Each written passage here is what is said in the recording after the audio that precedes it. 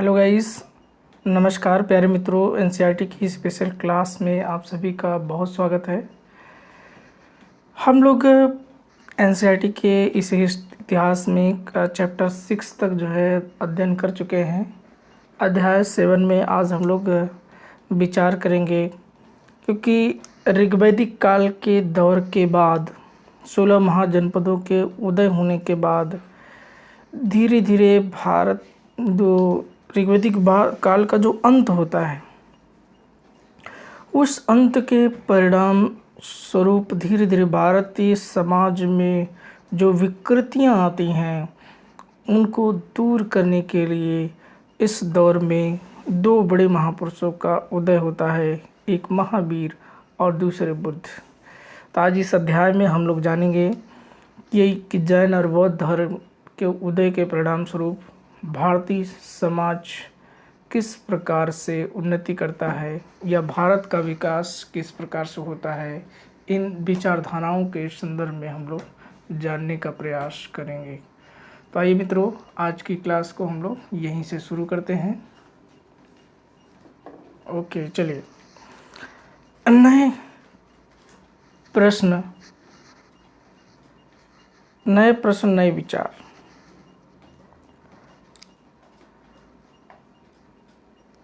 नए प्रश्न नया। अनघा निकली सैर पर। अनघा आज पहली बार अपने विद्यालय की ओर सैर पर जा रही थी। इसके लिए उसने देर रात पुणे महाराष्ट्र से वाराणसी उत्तर प्रदेश की ट्रेन पकड़ी। स्टेशन पर अनघा को छोड़ने आई उसकी माँ ने अध्यापिका से कहा, बच्चों को बुद्ध के बारे में बताने के साथ साथ उन्हें सारनाथ दिखाने भी ले जाइएगा। बुद्ध की कहानी। बौद्ध धर्म के संस्थापक सिद्धार्थ ने थे, जिन्हें गौतम के नाम से जाना जाता है। उनका जन्म लगभग 2500 वर्ष पूर्व हुआ था। वह समय था जब लोगों के जीवन में तेजी से परिवर्तन हो रहे थे। जैसा कि अध्याय 6 में पढ़ा कि महाजनपदों के कुछ राजा इस समय बहुत शक्तिशाली हो गए थे। हजारों सालों के बाद फिर से नगर उभर रहे थे। गाँव के जीवन में भी बदलाव आ रहा था। बहुत से विचारक इन परिवर्तनों को समझने का प्रयास कर रहे थे और वे जीवन के सच्चे अर्थ को जानना चाह रहे थे। बुद्ध क्षत्रिय थे। शाक्य नाम के एक छोटे से गढ़ से संबंधित थे। युवावस्था में ही ज्ञान की खोज में उन्होंने घर के सुखों को छोड़ दिया। अनेक वर्षों तक वे भ्रमण करते रहे, अन्य विचारकों से मिलकर चर्चा करते रहे। अंततः ज्ञान प्राप्ति के लिए उन्होंने स्वयं ही रास्ता ढूंढने का निश्चय किया। इसके लिए उन्होंने बोध गया बिहार में एक पीपल के नीचे कई दिनों तक तपस्या की। अंततः उन्हें ज्ञान प्राप्त हुआ। इसके बाद से वे बुद्ध के रूप में जाने गए। यहाँ से वाराणसी के निकट स्थित सारनाथ गए, जहाँ उन्होंने पहली बार उपदेश दिया। कुशीनारा में मृत्यु के पहले शेष जीवन उन्होंने पैदल ही एक स्थान से दूसरे स्थान की यात्रा की और करने और लोगों की शिक्षा देने में व्यतीत किया। बुद्ध ने शिक्षा दी कि जीवन कष्टों और दुखों से भरा हुआ है और ऐसा हमारी इच्छा और लालसाओं जो हमारे हमेशा पूरी नहीं हो सकती के कारण होता है। कभी कभी हम जो चाहते हैं वह प्राप्त कर लेने के बाद भी संतुष्ट नहीं होते और अधिक अथवा अन्य वस्तुओं को पाने की इच्छा करने लगते हैं। बुद्ध ने इसे लिप्सा कहा, तृष्णा कहा। बुद्ध ने शिक्षा दी कि आत्मसंयम अपनाकर हम ऐसी लालसा से मुक्ति पा सकते हैं। उन्होंने लोगों की दयालु होने तथा मनुष्यों के साथ साथ जानवरों के जीवन का भी आदर करने की शिक्षा दी। वे मानते थे कि हमारे कर्मों के परिणाम चाहे अच्छे हों या बुरे, हमारे वर्तमान जीवन के साथ साथ बाद के जीवन को भी प्रभावित करते हैं। बुद्ध ने अपनी शिक्षा सामान्य लोगों की प्राकृत भाषा में दी, इससे सामान्य लोग भी उनके उपदेश संदेश को समझ सके। सारनाथ स्तूप, ये जो चित्र आपको दिखाई दे रहा है सारनाथ का स्तूप है। इस इमारत को स्तूप नाम से जाना जाता है। यहाँ पर बुद्ध ने अपने सर्वप्रथम उपदेश दिया था। इसी घटना की स्मृति में यहाँ पर स्तूप का निर्माण करवाया गया। तो ये सम्राट अशोक के द्वारा निर्मित स्तूप है जो कि सारनाथ में अभी भी मौजूद है। आप इसे देख सकते हैं। वेदों की रचना के लिए किस भाषा का प्रयोग हुआ? बुद्ध ने कहा कि लोग शिक्षा केवल इसलिए नहीं स्वीकार करें कि वह उनका उपदेश है, बल्कि वे अपने विवेक से मापें और आओ देखो उन्होंने ऐसा किस प्रकार किया। चलिए आइए कहानी को आगे बढ़ाते हैं। यह बुद्ध के विषय में प्रसिद्ध कहानी है। एक समय की बात है कि कीसा गोमती नामक एक स्त्री का पुत्र मर गया और इस बात से वह इतनी दुखी हुई कि वह अपने बच्चे को गोद में लिए नगर की सड़कों पर घूमकर लोगों से प्रार्थना करने लगी कि कोई उसके पुत्र को जीवित कर दे। एक भला व्यक्ति उसे बुद्ध के पास ले गया। बुद्ध ने कहा, मुझे एक मुट्ठी सरसों के बीज ला कर दो, मैं तुम्हारे पुत्र को जीवित कर दूंगा। किसा गौतमी बहुत प्रसन्न हुई, पर जैसे ही वह बीज लाने के लिए जाने लगी तभी बुद्ध ने उसे रोका और कहा, ये बीज ऐसे घर से मांग कर लाओ जहाँ किसी की मृत्यु न हुई हो। किसा गौतमी एक दरवाजे से दूसरे दरवाजे गई, लेकिन वहाँ जहाँ भी गई उसने पाया कि हर घर में किसी न किसी पिता माता बहन भाई पति पत्नी बच्चे चाचा चाची दादा दादी की मृत्यु हुई थी। बुद्ध दुखी माँ को क्या शिक्षा देने का प्रयास कर रहे हैं? तो बुद्ध दुखी माँ को यही शिक्षा देने का प्रयास कर रहे हैं कि जिसका जन्म हुआ है उसकी मृत्यु निश्चित है, वो प्रकृति प्रदत्त है, उसे कोई टाल नहीं सकता, कोई उसका उल्लंघन नहीं कर सकता, कोई ऐसी शक्ति नहीं है कि जो उसे पुनर्जीवित कर सके। उपनिषद। जिस समय बुद्ध उपदेश दे रहे थे उसी समय या उससे भी थोड़ा पहले दूसरे अन्य चिंतक भी कठिन प्रश्नों का उत्तर ढूंढने का प्रयास कर रहे थे। उनमें से कुछ मृत्यु के बाद जीवन के बारे में जानना चाहते थे, जबकि यह अन्य यज्ञों की उपयोगिता के बारे में जानने के उत्सुक थे। इनमें से अधिकांश चिंतकों का यह मानना था कि इस विश्व में कुछ तो ऐसा है जो कि अस्थायी है और जो मृत्यु के बाद भी बचा रहता है। उन्होंने इसका वर्णन आत्मा, ब्रह्म अथवा सार्वभौम आत्मा के रूप में किया है। वे मानते थे कि अंततः आत्मा तथा ब्रह्म एक ही है। ऐसे कई विचारों का संकलन उपनिषदों में हुआ। उपनिषद उत्तर वैदिक ग्रंथ का हिस्सा है। उपनिषद का शाब्दिक अर्थ होता है गुरु के समीप बैठना। इन ग्रंथों में अध्यापकों और विद्यार्थियों के बीच बातचीत का संकलन किया गया है। प्राय यह विचार सामान्यतः वार्तालाप के रूप में प्रस्तुत किए गए हैं। तो इसके पहले भी उपनिषदों में यह दार्शनिक विचारधाराओं का प्रसार चल रहा था। इस पर चिंतन मनन चल रहा था कि मृत्यु के बाद क्या होता है। भारतीय दर्शन की 6 पद्धतियाँ, षड दर्शन जिसे हम लोग बोलते हैं, सदियों से भारत सत्य की बौद्धिक खोज का प्रतिनिधित्व दर्शन की 6 शाखाओं ने किया। वैशेषिक, न्याय, सांख्य, योग, पूर्व मीमांसा, वेदांत या उत्तर मीमांसा के नाम से जानते हैं। दर्शन की इन 6 पद्धतियों की स्थापना क्रमशः ऋषि कड़द, गौतम कपिल, तो जो इसमें वैशेषिक दर्शन है, कौन सा वैशेषिक दर्शन है, इसके प्रणेता कौन है? ऋषि कड़द। न्याय के जो है ऋषि गौतम, सांख्य के कपिल, पतंजलि दर्शन के योग, पूर्व मीमांसा के जैमिनी और वेदांत के व्यास। ये 6 ऋषि मुनि या समय के जो संत थे उनके द्वारा ये दर्शन जो है प्रचलित किए गए थे। उस समय के दर्शन विचारधारा उनकी जो आज भी देश में बौद्धिक चर्चा को दिशा देते हैं। जर्मन मूल के ब्रिटिश भारतविद फ्रेडरिक मैक्स मूलर के अनुसार दर्शन की इन 6 शाखाओं का विकास कई पीढ़ियों के दौरान व्यक्तिगत विचारकों के योगदान से हुआ। यद्यपि एक दूसरे से भिन्न दिखते हैं तथापि सत्य की इनकी समझ में आधारभूत तालमेल दिखाई देता है। तो ये देखिए, षड दर्शन आपसे पूछे जाते हैं एग्ज़ाम में, इनको मिलान करने के लिए पूछा जाता है। स्पेशली पूछ लिया जाता है कि इस दर्शन की प्रणेता कौन है। बुद्धिमान भिखारी। आइए एक उपनिषद का कहानी का जिक्र करते हैं। उस कहानी का उल्लेख किया गया है एक उपनिषद का। यह वार्तालाप छंदोग्य उपनिषद नामक प्रसिद्ध उपनिषद की एक कहानी पर आधारित है। शौनक और अभिप्रतारिक नामक 2 ऋषि सार्वभौम आत्मा की उपासना करते थे। एक बार जब ही वे भोजन करने के लिए बैठे, एक भिखारी आया और भोजन मांगने लगा। शौनक ने कहा, हम तुम्हें कुछ नहीं दे सकते। भिखारी ने पूछा, विद्वजन, आज किसकी उपासना करते हैं? आप किसकी उपासना करते हैं? अभिप्रतारिक ने उत्तर दिया, सार्वभौम आत्मा की। ओह, इसका मतलब आप यह जानते हैं कि सार्वभौम आत्मा संपूर्ण विश्व में विद्यमान है। ऋषियों ने कहा, हाँ हाँ, हम जानते हैं। भिखारी ने फिर से पूछा कि अगर यह सार्वभौम आत्मा संपूर्ण विश्व में विद्यमान है तो यह मेरे अंदर विद्यमान है। मैं कौन हूँ? मैं इस विश्व का एक भाग ही तो हूँ। तुम सत्य बोलते हो युवा ब्राह्मण, इसलिए हे ऋषियों, मुझे भोजन न देकर आप उस सार्वभौम आत्मा के भोजन देने से मना कर रहे हैं। भिखारी की बात सच्चाई जानकर ऋषियों ने उसे भोजन दे दिया। भिखारी ने भोजन पाने के लिए ऋषियों को किस तरह मनाया?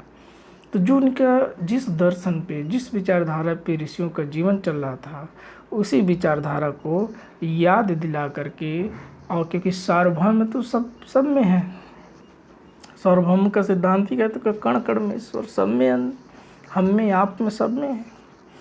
तो इस विचारधारा से वो बना करके भोजन प्राप्त कर लेता है। इन चर्चाओं में भाग लेने वाले अधिकांशतः पुरुष, ब्राह्मण, राजा होती थी। कभी कभी गार्गी जैसी स्त्री विचारकों का भी उल्लेख मिलता है। विद्वता के लिए प्रसिद्ध गार्गी राज दरबारों में होने वाले वाद विवाद में भाग लिया करती थी। निर्धन व्यक्ति इस तरह के वाद विवाद में बहुत कम ही हिस्सा लेती थी।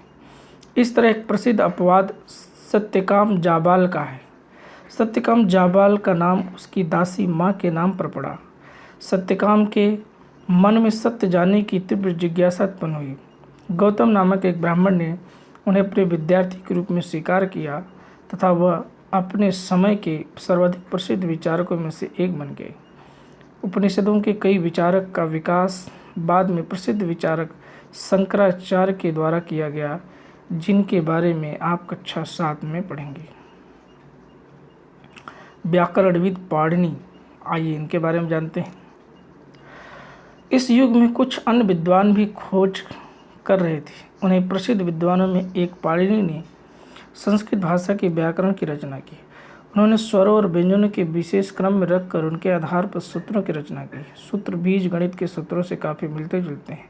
इसका प्रयोग उन्होंने संस्कृत भाषा के प्रयोग के नियम लघु सूत्रों के रूप में लिखा। तो ये पाणिनि, जिन्हें हम लोग संस्कृत भाषा का व्याकरण रचनाकार के रूप में हम लोग जानते हैं। इसी समय बुद्ध से पहले भी महावीर का जन्म होता है और इसी समय एक और विचारधारा चल रही होती है जिसे हम लोग जैन धर्म के नाम से जानते हैं। इसी युग में अर्थात लगभग 2500 वर्ष पहले ही पूर्व जैन धर्म के 24वें और अंतिम तीर्थकर महावीर, वर्धमान महावीर ने अपने विचारों का प्रसार किया। वह वज्र संघ के लिच्छवी कुल के एक क्षत्रिय राजकुमार थे। इस संघ के विषय में आप अध्याय में 6 में पढ़ा है। 30 वर्ष की आयु में उन्होंने घर छोड़ दिया और जंगल में रहने लगे। 12 वर्ष तक उन्होंने कठिन और एकाकी जीवन व्यतीत किया। इसके बाद उन्हें ज्ञान प्राप्त हुआ। उनकी शिक्षा सरल थी। सत्य जानने की इच्छा रखने वाले प्रत्येक स्त्री पुरुष को अपना घर छोड़ देना चाहिए। उन्हें अहिंसा के नियमों का कड़ाई से पालन करना चाहिए, अर्थात किसी भी जीव को ना तो कष्ट देना चाहिए और ना ही उसकी हत्या करनी चाहिए। महावीर का कहना था, सभी जीव जीना चाहते हैं, सभी के लिए जीवन प्रिय है। महावीर ने अपनी शिक्षा प्राकृत पे दी थी। यही कारण है कि साधारण जन भी उनके तथा उनके अनुयायियों शिक्षाओं में समझ सके। देश के अलग अलग हिस्सों में प्राकृत के अलग अलग रूप प्रचलित हैं। प्रचलन क्षेत्र के आधार पर ही उनके अलग अलग नाम थे, जैसे मगध में बोली जाने वाली प्राकृत और मागधी कहलाती है। देखिए यहाँ पर जो बुद्ध के बारे में आपको दिया गया है, एक शब्द पर ध्यान दीजिए। बुद्ध की कहानी में कि बुद्ध ने अपनी शिक्षा को प्राकृत भाषा में दी, ये गलत है। ठीक है, एनसीईआरटी में भी गलत हो जा रहा है। बुद्ध ने अपनी शिक्षा पाली भाषा में दी थी। किस भाषा में? पाली में। जबकि महावीर ने ये पाली होना चाहिए था। और महावीर ने अपनी शिक्षा प्राकृत भाषा में दी थी। तो महावीर के समय जो आम जन की भाषा थी दोनों विद्वानों ने आम जन की भाषा में अपने उपदेश दिए, शिक्षा दिए। जैन धर्म के नाम से महावीर के अनुयायियों को भोजन के लिए भिक्षा मांग कर सादा जीवन बिताना होता था। उन्हें पूरी तरीके से ईमानदार होना पड़ता था तथा चोरी न करने की उन्हें सख्त हिदायत थी। उन्हें ब्रह्मचर्य का पालन करना होता था। पुरुषों को वस्त्रों सहित कुछ त्याग देना पड़ता था, सब कुछ त्याग देना पड़ता था। जैन शब्द जिन शब्द से निकला है, जिसका अर्थ होता है विजेता। महावीर के लिए जिन शब्द का प्रयोग क्यों हुआ है? क्योंकि वे विजेता हैं। अधिकांश व्यक्तियों को ऐसे कड़े नियमों का पालन करना बहुत कठिन था, फिर भी हजारों व्यक्तियों ने कई जीवन शैली को जानने और सीखने के लिए अपने घरों को छोड़ दिया। कई अपने घरों पर ही रहे और भिक्षुक बने, लोगों को भोजन प्रदान कर उनकी सहायता करते रहे। मुख्यतः व्यापारियों ने जैन धर्म का समर्थन किया। किसानों के लिए इन नियमों का पालन अत्यंत कठिन था, क्योंकि फसल की रक्षा के लिए उन्हें कीड़े मकोड़ों का मारना पड़ता था। बाद की सदियों में जैन धर्म उत्तर भारत के कई हिस्सों के साथ साथ गुजरात, तमिलनाडु, कर्नाटक में भी फैल गया। महावीर तथा उनके अनुयायियों की शिक्षाएं कई शताब्दियों तक मौखिक रूप से में ही रही। वर्तमान रूप में उपलब्ध जैन धर्म की शिक्षाएं लगभग 1500 वर्ष पूर्व गुजरात में वल्लभी नामक स्थान पर लिखी गई। संघ। महावीर बुद्ध दोनों का ही मानना था कि घर का त्याग करने पर ही सच्चे ज्ञान की प्राप्ति हो सकती है। ऐसे लोगों के लिए उन्होंने संघ नामक संगठन बनाया, जहां घर का त्याग करने वाले लोग एक साथ रह सकें। संघ में रहने वाले बौद्ध भिक्षुओं को बनाए गए नियम विनय पिटक नामक ग्रंथ से मिलते हैं। विनय पिटक में हमें पता चलता है कि संघ में पुरुषों और स्त्रियों के रहने की अलग अलग व्यवस्था थी। सभी व्यक्ति संघ में प्रवेश ले सकते थे। हालांकि संघ में प्रवेश के लिए बच्चों को अपने माता पिता से, दासों को अपने स्वामी से और राजा के यहाँ काम करने वाले लोगों को राजा से, कर्जदारों को अपने देनदारों से अनुमति लेनी होती थी। एक स्त्री को अपने पति से अनुमति लेनी होती थी। संघ में प्रवेश लेने वाले स्त्री पुरुष बहुत ज़्यादा जीवन जीते थे। वे अपना अधिकांश समय ध्यान में बिताते थे और दिन के एक निश्चित समय में वे शहरों और गांवों में जाकर भिक्षा मांगते थे। यही कारण है कि उन्हें भिक्षु या भिक्षुड़ी, साधु या भिखारी के लिए प्राकृतिक शब्द का प्रयोग कहा गया। वे आम लोगों को शिक्षा देते थे, साथ ही एक दूसरे की सहायता भी करते थे।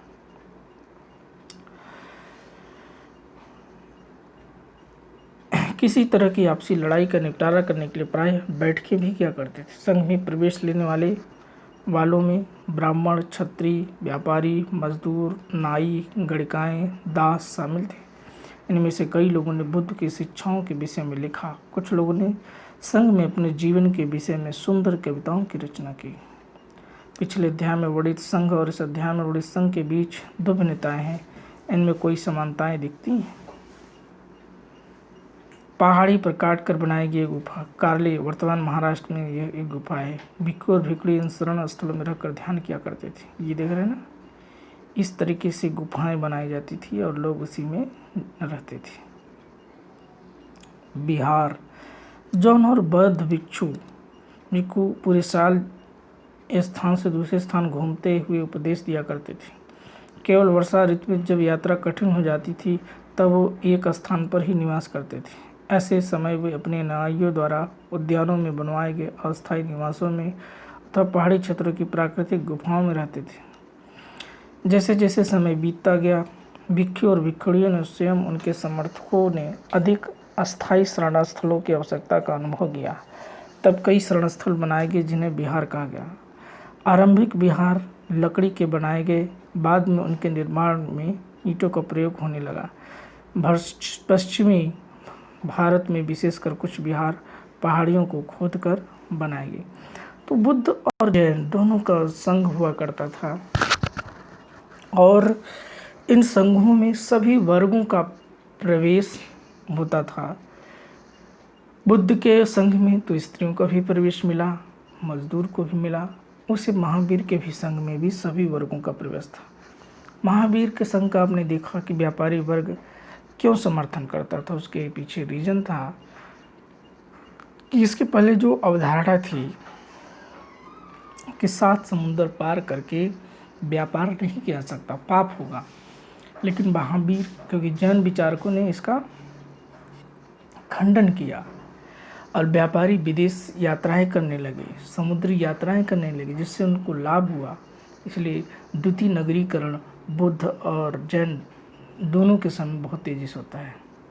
बुद्ध ने तो मध्यम मार्गी जो है ज्ञान दिया कि आप परिवार में भी रह सकते हैं, हमारी शिक्षा को आप पंचशील का पालन कर सकते हैं।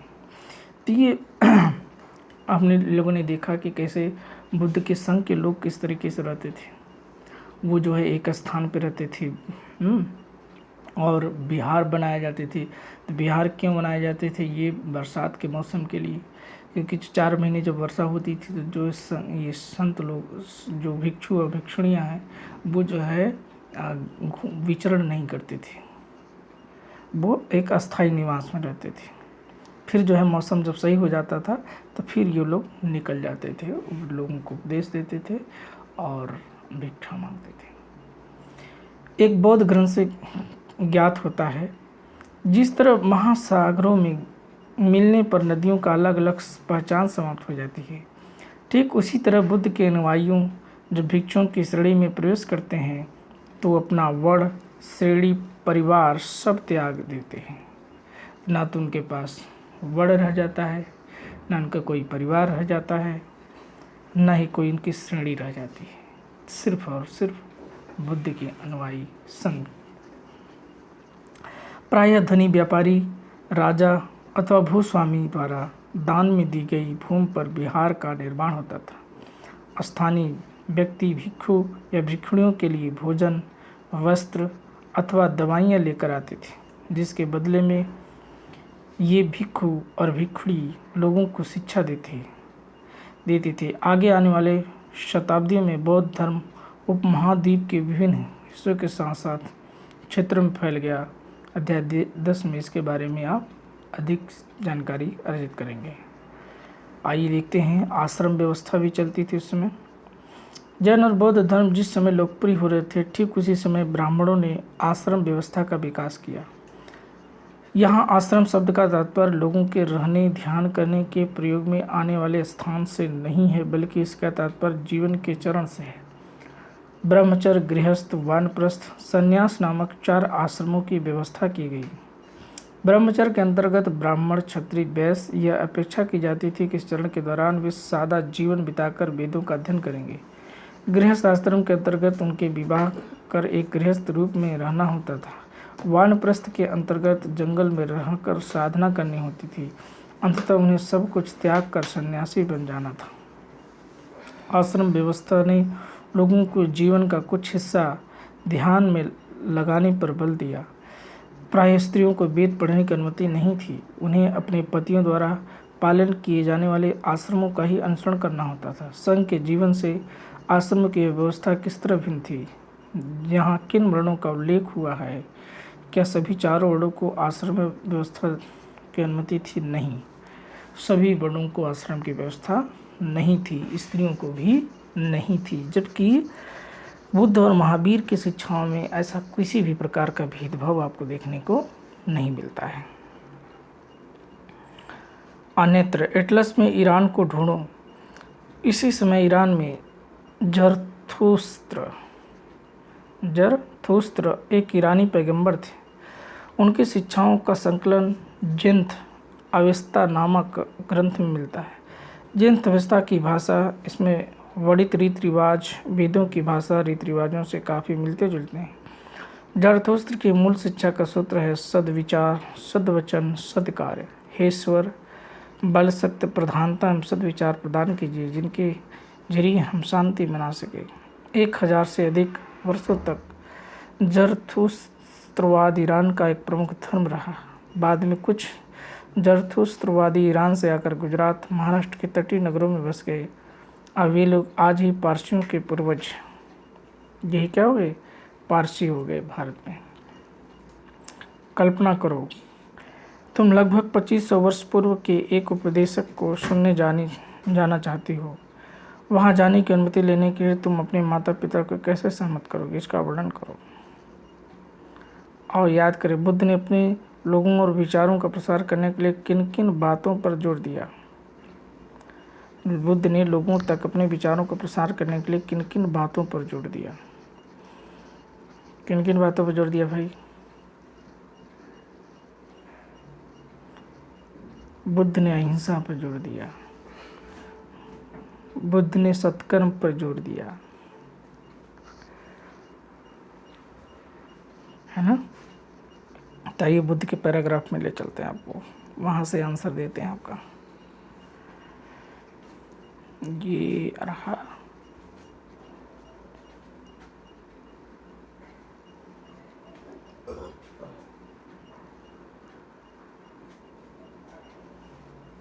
बुद्ध की कहानी।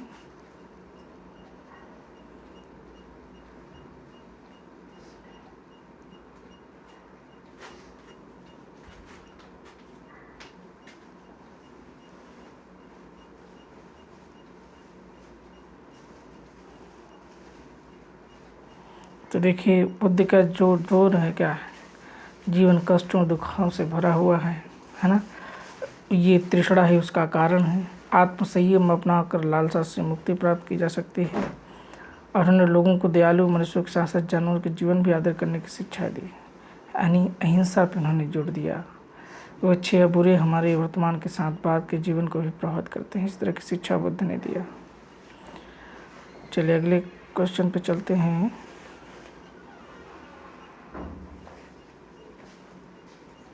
अगला क्वेश्चन क्या कर रहा है?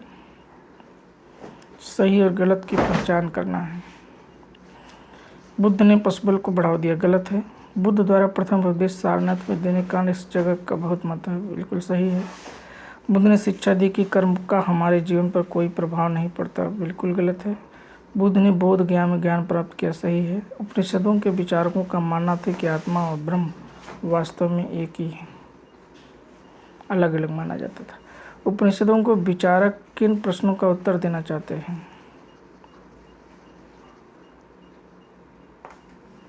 महावीर की प्रमुख शिक्षाएं क्या थी? तो महावीर की चोरी न करना, हिंसा न करना, है ना, सत्कर्म करना, ये सब महावीर की प्रमुख शिक्षाएं थी।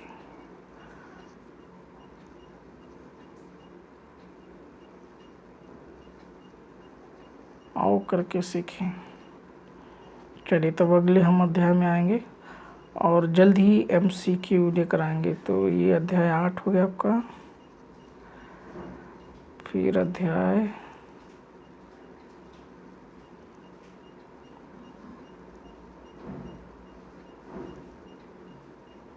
इसके साथ कौन कितने अध्याय बच्चे हैं?